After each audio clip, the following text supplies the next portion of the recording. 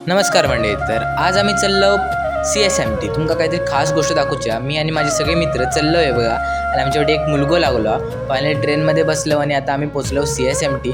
आणि CSMT पोचल्यात भूक लागली पण मुंबईच्या सगळ्यात ओल्डेस्ट वडापावच्या दुकानावर आम्ही वडापाव खातो.